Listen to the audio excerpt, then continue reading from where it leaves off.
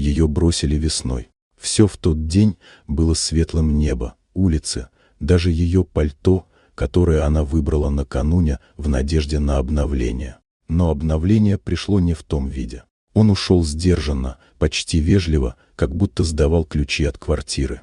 Ни слез, ни объяснений. Только пустота, которая, казалось, окутала все вокруг. Она осталась одна с арендой, с работы, с ежедневными маршрутами, где раньше его руки были частью дороги. Сначала было тяжело, невыносимо тяжело. Все внутри звенело от тишины. Потом стало просто тихо. Она научилась просыпаться без него, пить кофе без второй чашки, смеяться в кино одна. Он появился как-то незаметно. Было холодно, и она торопилась домой, когда увидела мужчину на скамейке у парка. Он продавал поделки из дерева, простые, добрые вещи. Лошадки, ангелы, птицы.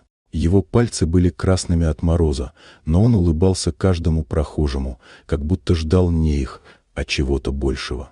Ее остановила птица, неровная, но трогательная. Она купила ее. Потом вернулась на следующий день. И снова. Он запоминал ее шаги. Он был беден.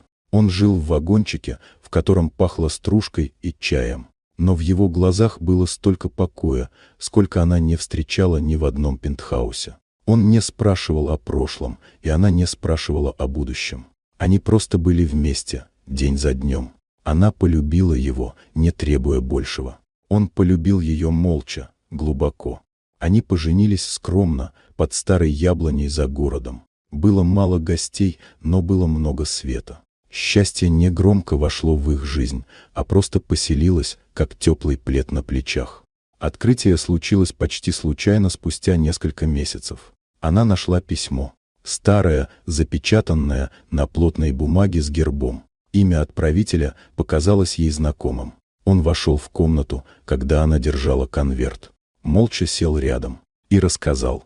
Он был миллионером, наследником старой семьи, владельцем нескольких компаний. Ушел от всего этого много лет назад, устав от фальши, от денег, от людей, видевших в нем только счет. Он выбрал свободу и нашел ее в дереве, в тишине, в ее улыбке. Она не плакала, не удивлялась, только взяла его за руку, потому что ее не интересовало, сколько у него денег. Главное, кто он, когда все маски сняты. Вот такая удивительная история.